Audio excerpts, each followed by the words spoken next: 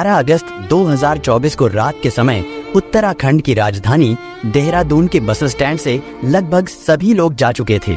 यानी उस समय वहां पर बहुत कम पैसेंजर थे और वो लोग थे जिनकी रात को बस चलने वाली थी। लेकिन उन्हीं बस का इंतजार करने वाले लोगों में एक लड़की भी शामिल थी। देखने से वो लड़की बहुत परेशान लग रही थी, लेकिन वहां पर मौजूद लोगों में से किसी ने भी उससे उसकी परेशानी का कारण नहीं पूछा। फिर अचानक उस बस स्टैंड पर ड्यूटी करने वाले गार्ड की नजर उस लड़की पर पड़ी और जैसे ही वो गार्ड उस लड़की के थोड़ा पास जाता है तो उसे उस लड़की को देखकर थोड़ा अजीब सा लगता है, क्योंकि वो लड़की थोड़ी असहज लग रही थी। यानी वो खुद को अनकंफर्टेबल महसूस कर रही थी। साथ ही बार बार वो अपने कपड़े ठीक करने की कोशिश कर रही थी। वो बच्ची डरी सहमी सी इधर उधर देख रही थी। उसे देखने से लगता था मानो वो काफी ज्यादा घबराई हुई हो। लेकिन फिर उस गार्ड ने देखा कि जिधर वो लड़की बार बार देख रही थी उस तरफ एक व्यक्ति भी घूम रहा था। वो लड़की बार बार उसी व्यक्ति को देख रही थी और खुद को बहुत ज्यादा अनकंफर्टेबल महसूस कर रही थी। अब उस गार्ड को भी लगने लगा था कि यहाँ पर कुछ ना कुछ गड़बड़ जरूर है और हो सकता है ये व्यक्ति ही इस बच्ची को परेशान कर रहा हो, क्योंकि उस लड़की की उम्र देखने से 15-16 साल लग रही थी। उसकी मानसिक स्थिति भी ठीक नहीं लग रही थी। इससे पहले कि गार्ड उससे कुछ पूछ पाता, तभी उस लड़की ने गार्ड से कहा कि मुझे पंजाब के पटियाला शहर जाना है। यहाँ से पंजाब के लिए बस कितनी देर में जाएगी? और शायद अगर वो लड़की उस गार्ड से बस के बारे में ना पूछती और अगर उस समय उस लड़की को पटियाला जाने वाली बस मिल जाती तो शायद ये इतनी बड़ी घटना बस एक राज ही बनकर रह जाती। खैर, गार्ड को उसकी हालत कुछ ठीक नहीं लग रही थी, इसलिए गार्ड तुरंत चाइल्ड हेल्पलाइन नंबर 1098 पर कॉल करता है और उनसे कहता है कि सर, यहाँ दून ISBT के प्लेटफॉर्म नंबर 12 पर एक नाबालिग लड़की खड़ी है। मुझे उसकी हालत थोड़ा अजीब लग रही है, इसलिए आप एक बार यहाँ आकर देख लीजिए। हो सकता है शायद आप इसकी हालत को बेहतर तरीके से समझ सकें। सूचना मिलते ही चाइल्ड वेलफेयर की टीम बस स्टैंड पर पहुंचती है और फिर कुछ देर बाद पुलिस भी वहां पर पहुंच जाती है और उस गार्ड से लड़की के बारे में पूछने लगते हैं। गार्ड ने उस लड़की को जिस कंडीशन में देखा था वो सारी चीजें उसने पुलिस वालों को बता दी। इसके बाद पुलिस उस लड़की के पास पहुंचती है और जब पुलिस वालों ने उस लड़की को देखा तो उन्हें भी पहली नजर में यही लगता है कि इस बच्ची के साथ यहाँ पर जरूर कुछ तो गलत हुआ है और हो सकता है जो व्यक्ति वहाँ पर घूम रहे हैं उनमें से कोई उसे परेशान कर रहा हो। खैर, जब पुलिस वाले और चाइल्ड वेलफेयर कमेटी के लोग उसके पास पहुँचते हैं वो लोग उससे बात करने की कोशिश करने लगते हैं। लेकिन जब पुलिस वाले उस लड़की से बात करने की कोशिश करते हैं तो वो लड़की उन्हें देखकर बहुत ज्यादा घबरा जाती है। उसके पास जो बैग था वो उस बैग से लिपट जाती है और इतने सारे मर्दों को अपने सामने देखकर कांपने लगती है। तो पुलिस वाले तुरंत समझ जाते हैं कि ये जरूर आदमियों से घबरा रही है, इसलिए जेंट्स पुलिस पीछे चले जाते हैं और फिर केवल महिला पुलिस ऑफिसर ही उसके पास रह जाती है। वो उस लड़की से बात करने की कोशिश करती है। लेडी पुलिस ऑफिसर उससे पूछती है कि बेटी, तुम कहाँ की रहने वाली हो और तुम कहाँ जाना चाहती हो? उस लड़की ने बताया कि वो पंजाब के पटियाला शहर जाना चाहती है। क्योंकि वो बच्ची बहुत ज्यादा घबराई हुई थी, इसलिए उस लेडी ऑफिसर ने उससे पूछा कि बेटी, क्या तुम यहाँ पर अकेली आई थी या फिर तुम्हारे साथ कोई और भी था जो तुम्हें अपने साथ यहाँ लेकर आया था? पुलिस उससे कई तरीकों से पूछताछ करने की कोशिश कर रही थी, लेकिन बार बार पूछने के बाद भी वो लड़की बहुत कम सवालों के जवाब दे रही थी। फिर भी पुलिस वालों को इतना तो समझ आ गया था कि ये लड़की जरूर किसी बड़ी मुसीबत में है, इसलिए वो लोग उसे अपने साथ गाड़ी में बैठाकर पुलिस स्टेशन ले जाते हैं। क्योंकि उस समय लड़की को बहुत ज्यादा भूख लगी थी, तभी उस लड़की ने महिला पुलिस ऑफिसर से कहा कि मुझे बहुत भूख लग रही है, इसलिए सबसे पहले उसे अच्छे से खाना खिलाया जाता है, पानी वगैरह पिलाया जाता है। इसके बाद जब लड़की थोड़ा रिलैक्स होती है तो लेडी ऑफिसर उसके पास बैठकर फिर से उसके साथ बात करने की कोशिश करती है। लेकिन उस समय वो इतनी ज्यादा घबराई हुई थी कि वो किसी से भी बात नहीं करना चाहती थी। वो पुलिस स्टेशन के एक कोने में चुपचाप बैठी हुई थी, क्योंकि उसके साथ जो दरिंदगी की गई थी उसके बारे में बताने के लिए ना तो उसे कुछ समझ आ रहा था और ना ही वो किसी को बताने की हिम्मत जुटा पा रही थी। खैर, अगली सुबह उसका ट्रीटमेंट भी शुरू कर दिया जाता है, क्योंकि पुलिस वालों को ये बात लग रही थी कि लड़की डिप्रेशन में है और यही कारण है कि ये कुछ भी बताने की स्थिति में नहीं है। इसके बाद 2 दिन तक उसका ट्रीटमेंट चलता है। इसके बाद दोबारा फिर महिला पुलिस उसके पास जाती है। इस बार जब लेडी ऑफिसर ने उससे पूछताछ करनी शुरू की तो उस लड़की ने बताया कि मेरे साथ गंदा काम किया गया है, जिससे महिला पुलिस ऑफिसर तुरंत समझ जाती है कि इस बच्ची के साथ तो दरिंदगी की गई है।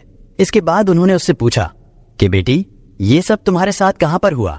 तो वो लड़की उन्हें बताने की कोशिश करने लगती है, लेकिन जब वो उन्हें अपने साथ हुई हैवानियत के बारे में बता रही थी तो इसी बीच वो जोर जोर से रोने लगती है, क्योंकि वो महिला पुलिसकर्मी थी, इसलिए उसके हालातों को काफी अच्छे से समझ रही थी। इसके बाद उन्होंने उस बच्ची को चुप कराया और उसे दिलासा देते हुए कहा कि बेटा तुम डरो मत, अब सब कुछ ठीक हो जाएगा, तुम्हें घबराने की कोई जरूरत नहीं है, और जो कुछ भी तुम्हारे साथ हुआ है उसे भी छोड़ो, हम लोग उसके बारे में भी बात नहीं करेंगे। वो लोग जैसे तैसे कर उस बच्ची को शांत कराते हैं। उसके बाद अगले दिन दोबारा से उससे पूछताछ करते हैं। वो लड़की बताती है कि उसके साथ कई लोगों ने मिलकर गंदा और घिनौना काम किया है, यानी उसके साथ गैंग हुआ था। इसके बाद पुलिस वालों को पता चलता है कि उसके साथ ये हैवानियत उत्तराखंड के देहरादून बस स्टैंड पर हुई है। अब क्योंकि वो बस स्टैंड था, इसलिए वहां पर कई सीसीटीवी कैमरा भी लगे हुए थे। इसके बाद पुलिस फिर से बस स्टैंड पर पहुंचती है, क्योंकि वो लड़की उन्हें वहीं पर मिली थी, इसलिए पुलिस अपनी इन्वेस्टिगेशन भी वहीं से शुरू करती है। इन्वेस्टिगेशन के दौरान जब सीसीटीवी कैमरा को चेक किया जाता है, पुलिस वालों ने देखा कि वहां बस स्टैंड पर उस लड़की के आसपास काफी लोग घूम रहे हैं।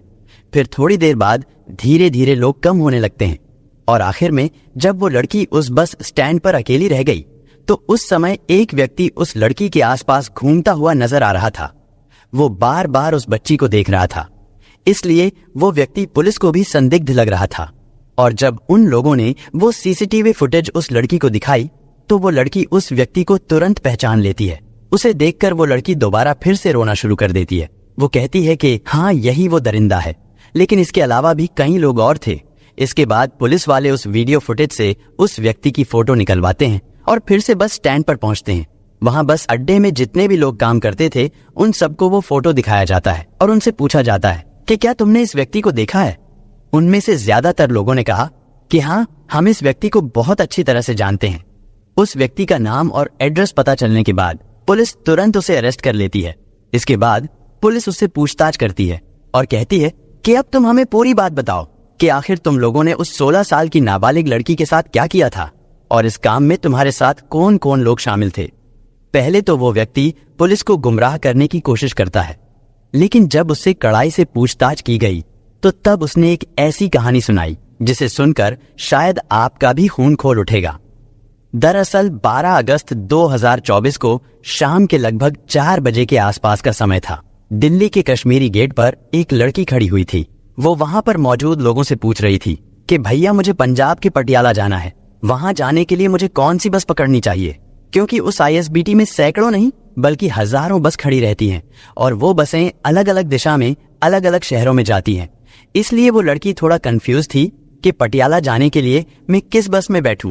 लेकिन वो लड़की जिस व्यक्ति से बस के बारे में पूछ रही थी, दरअसल वो भी एक बस का ड्राइवर था। उसने कहा, तुम परेशान मत होइए, जो सामने बस खड़ी हुई है, तुम इस बस में जाकर बैठ जाओ। वो बस दिल्ली से देहरादून जाने के लिए तैयार खड़ी थी। उस लड़की को उस बस में बैठा लिया जाता है और उससे कहा जाता है कि तुमको किराया देने की भी कोई जरूरत नहीं है, जब तुम्हारा स्टॉप आएगा तो मैं तुम्हें बता दूंगा, तुम वहां पर उतर जाना। इसके बाद धीरे धीरे वो बस चलने लगती है और फिर वो बस रात करीब 10:30 बजे के आसपास उत्तराखंड की राजधानी देहरादून बस स्टैंड पर जाकर रुक जाती है, क्योंकि वो उस बस का आखिरी स्टॉप था। इसलिए सभी लोग एक एक करके उस बस से नीचे उतरने लगते हैं और जब सारी सवारियां वहां से चली जाती हैं तो वो लड़की वहां पर अकेली रह जाती है। इसके बाद उस बस का कंडक्टर और ड्राइवर उस लड़की के पास जाते हैं और उससे कहते हैं कि पटियाला यहाँ से थोड़ी ही दूर है, लेकिन उसके लिए तुम्हें यहाँ से दूसरी बस पकड़नी पड़ेगी। वो बस ड्राइवर आगे कहता है कि पटियाला जाने वाली बस थोड़ी देर के बाद जाएगी, तब तक तुम हमारे साथ समय गुजार लो। इसके बाद वो दोनों कंडक्टर और ड्राइवर जिस लड़की को दिल्ली के कश्मीरी गेट से अपनी गाड़ी में बिठाकर यहाँ लाए थे और जिसकी उम्र अभी लगभग 15 साल के आसपास ही थी, उस लड़की को बस के पीछे वाली सीट पर लेकर जाते हैं। फिर उसके शरीर के अलग अलग हिस्सों को छूने की कोशिश करने लगते हैं, उसे परेशान करने लगते हैं और फिर धीरे धीरे उसके कपड़े उतारकर वो दोनों उसके साथ गंदा और घिनौना कृत्य करने लगते हैं। कंडक्टर और ड्राइवर बारी बारी से उस बच्ची के साथ दरिंदगी कर रहे थे। वो बच्ची चीख रही थी, चिल्ला रही थी। उस समय ठीक उन्हीं के बराबर में एक और बस खड़ी हुई थी जो कि ऋषिकेश से दिल्ली रूट के लिए चलती थी। जब उस लड़की की चीखें वहां तक पहुंचती हैं तो उस गाड़ी के अंदर भी 2 ड्राइवर बैठे हुए थे। लड़की के चीखने की आवाज सुनकर वो दोनों भी कुछ देर के बाद उस गाड़ी में आते हैं और वहां पर वो देखते हैं कि उस गाड़ी में एक लड़की बुरी हालत में पड़ी हुई है और उस बस का कंडक्टर और ड्राइवर उस लड़की के साथ गंदा और घिनौना काम कर रहे हैं। अब यहाँ पर वो दोनों ड्राइवर भी उस बच्ची की मदद करने के बजाय उल्टा ये कहते हैं कि अब हम भी इस लड़की के साथ ऐसा ही करेंगे। इस पर पहले दोनों कंडक्टर और ड्राइवर ने कहा कि कोई बात नहीं, आपको भी जो करना है करो। और इसी तरह लगभग 2 घंटे का समय बीत जाता है। उस लड़की के साथ लगातार ऐसे ही गंदा और घिनौना कृत्य होता रहता है, यानी वो चारों उस लड़की के साथ बारी बारी से बलात्कार करते रहते हैं। तब उस गाड़ी का कंडक्टर जो उस लड़की को दिल्ली से अपने साथ लेकर आया था, वो कहता है कि मेरे पास टिकट के कुछ पैसे हैं, मैं ये पैसे कैशियर के पास जमा करके आता हूँ। इतना कहकर वो कंडक्टर चला जाता है। इधर ये तीनों हैवान ड्राइवर उस लड़की के साथ दरिंदगी करते रहते हैं। उधर कंडक्टर कैशियर के पास जाता है और जो टिकट के पैसे उसने पैसेंजर से यानी यात्रियों से कलेक्ट किए थे उन्हें जमा कराने लगता है। लेकिन तभी कैशियर उससे कहता है कि तुम्हारी गाड़ी तो दिल्ली से रात 10:30 बजे के आसपास बस स्टैंड पर आ चुकी थी, तो फिर तुम 2-2.5 घंटे के बाद केस जमा कराने क्यों आए हो और इतनी देर तक तुम कहाँ थे? वो कंडक्टर कहता है कि साहब बस ऐसे ही मैं थोड़ा बिजी हो गया था, जिसकी वजह से मैं आज लेट हो गया। लेकिन जब कैशियर ने उससे तरह तरह के सवाल पूछने शुरू किए तो वो उसके सवालों के सामने ज्यादा देर टिक नहीं पाया और आखिर उसने कैशियर को भी बता दिया कि साहब मेरी गाड़ी के अंदर एक लड़की है, अगर तुम भी चलना चाहो तो मेरे साथ चल सकते हो। कैशियर ने जैसे ही ये बात सुनी तो वो भी उसके साथ जाने के लिए तैयार हो गया। इसके बाद जब वो कैशियर उस गाड़ी के अंदर जाता है तो देखता है कि 2 ड्राइवर उस लड़की के साथ गंदा घिनौना कृत्य कर रहे थे। लेकिन जब उन दोनों ड्राइवरों की नजर कैशियर पर पड़ती है तो वो लोग कैशियर को देखकर कहते हैं कि पहले साहब को करने दो, हम लोग बाद में कर लेंगे। इसके बाद उस कैशियर ने भी उस लड़की को नोचना शुरू कर दिया, यानी उसने भी उसके साथ गंदा कृत्य किया। और इस तरह पहले कंडक्टर, फिर ड्राइवर, फिर उनके पास में जो गाड़ी खड़ी हुई थी जो ऋषिकेश से दिल्ली के लिए चलती थी, उसमें बैठे हुए 2 ड्राइवर और आखिर में वो कैशियर, वो 5 लोग मिलकर उस लड़की के साथ बारी बारी से सामूहिक बलात्कार कर रहे थे। और जब वो लड़की चीखने की कोशिश कर रही थी, शोर मचाने की कोशिश कर रही थी, तो वो लोग उससे कहते थे कि क्या तुम पटियाला नहीं जाना चाहती, यानी अगर तुम पटियाला जाना चाहती हो तो तुम्हें ये सब करना ही पड़ेगा। उस लड़की की समझ में नहीं आ रहा था कि आखिर उसके साथ हो क्या रहा है और अब तो उसकी मानसिक स्थिति भी बिगड़ने लगी थी। लेकिन फिर किसी तरह वो लड़की वहां से निकलने में कामयाब हो जाती है या फिर उसे जाने दिया जाता है। इसके बाद वो लड़की रूट नंबर 12 के प्लेटफॉर्म पर पहुंचती है। वहां खड़ी होकर वो बस का इंतजार कर रही थी। वहीं पास में ही एक व्यक्ति मैगी बना रहा था। लेकिन फिर अचानक वहां पर मौजूद गार्ड की नजर उस लड़की पर पड़ती है। गार्ड देखता है एक संदिग्ध व्यक्ति जो कि कंडक्टर था, वो उस लड़की के इर्द गिर्द घूम रहा था और बार बार उस लड़की के करीब जाने की कोशिश कर रहा था। दरअसल उस कंडक्टर को अब डर सताने लगा था कि कहीं ये लड़की किसी को कुछ बता ना दे, इसलिए वो उसे वहां से हटाना चाहता था ताकि वो लड़की लोगों के बीच में ना जाए।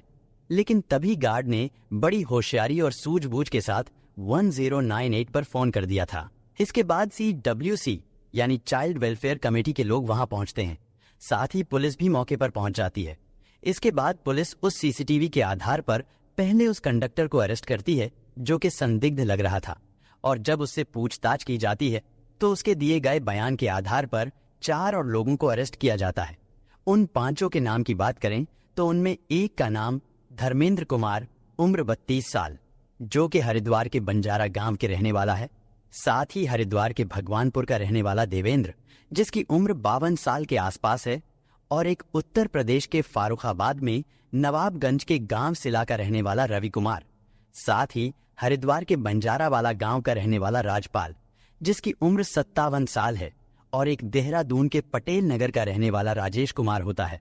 उन 5 को अरेस्ट करने के बाद जब उनसे बारी बारी से पूछताछ की गई और जब इस घटना का खुलासा हुआ तो इस घटना के बारे में सुनकर पुलिस वाले भी सिहर गए थे। इसके बाद SSP राजेश कुमार द्वारा उन 5 के खिलाफ 17 अगस्त 2024 को FIR दर्ज कर ली गई थी। लेकिन सबसे बड़ा सवाल ये था कि आखिर वो लड़की कौन थी और कहां की रहने वाली थी। जब इस बारे में उस लड़की से पूछा गया था कि वो कहां की रहने वाली है, इस पर लड़की ने बताया था कि वो पंजाब के पटियाला की रहने वाली है।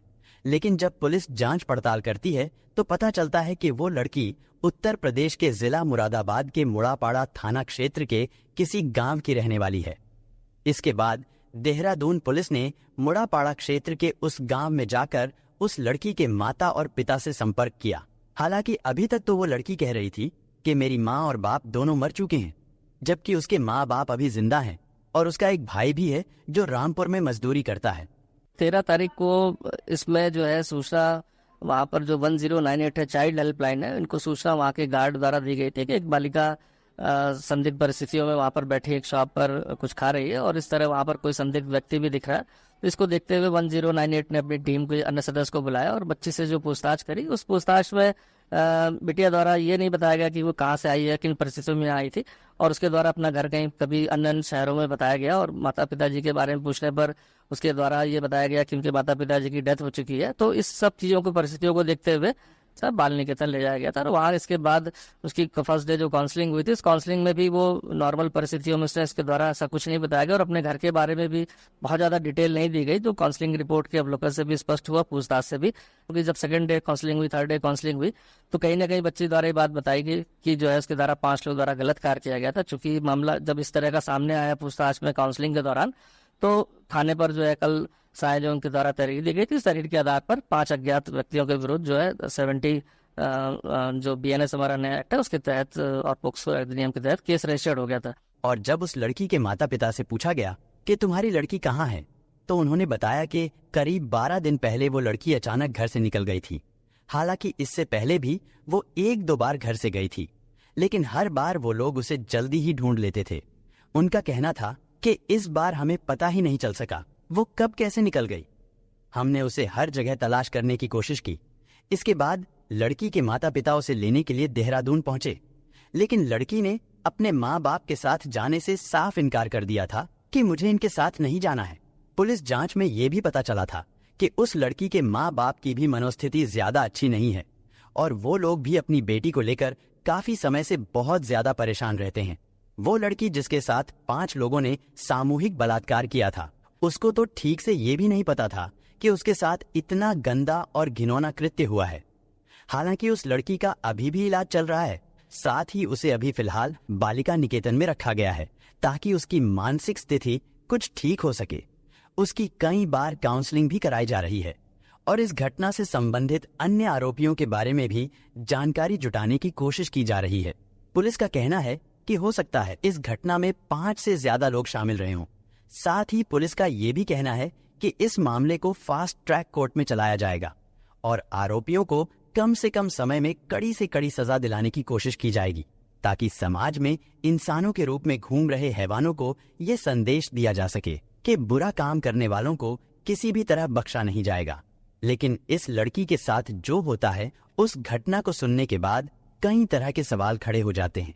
यानी एक तरफ अभी पश्चिम बंगाल की राजधानी कोलकाता में ट्रेनी डॉक्टर की घटना को लेकर पूरे देश में बवाल मचा हुआ है। इंसाफ के लिए धरना प्रदर्शन भी किए जा रहे हैं, लेकिन ऐसा लगता है कि इस तरह का गंदा और घिनौना काम करने वाले लोगों को शायद अब कानून का कोई डर नहीं रहा, क्योंकि कोलकाता केस के ठीक 3 दिन बाद देहरादून में भी इसी तरह की दरिंदगी की वारदात का हो जाना, ये अपने आप में एक बहुत बड़ा सवाल है। और जो कुछ इन दोनों लड़कियों के साथ हुआ वो वाकई बहुत भयानक और डराने वाला है। लेकिन सबसे अजीब बात ये कि इन 5 लोगों में 2 लोगों की उम्र 50 साल से ज्यादा थी। क्या उन्हें उस बच्ची के साथ दरिंदगी करते हुए एक बार भी इस बात का ख्याल नहीं आया कि ये लड़की उनकी बेटी की उम्र की है या फिर उनकी पोती की उम्र की है, जिसे वो लोग सारी रात नोचते रहे, उसकी इज्जत को तार तार करते रहे। खैर, फिलहाल पुलिस ने उन सभी आरोपियों को जेल भेज दिया है। साथ ही पुलिस का कहना है कि आरोपियों को जल्द से जल्द कोर्ट द्वारा कड़ी से कड़ी सजा दिलाई जाएगी। दोस्तों, इस घटना को सुनाने का उद्देश्य किसी का दिल दुखाना नहीं है, किसी को परेशान करना नहीं, बल्कि आपको जागरूक करना है, आपको सचेत करना है। दोस्तों, इस पूरी घटना के बारे में आपकी क्या राय है, कमेंट बॉक्स में जरूर बताएं। और अगर हमारी मेहनत पसंद आई हो तो इस वीडियो को लाइक करते हुए शेयर भी करें। अगर आपने अब तक चैनल को सब्सक्राइब नहीं किया है तो हमारे चैनल को सब्सक्राइब कर लीजिए। धन्यवाद।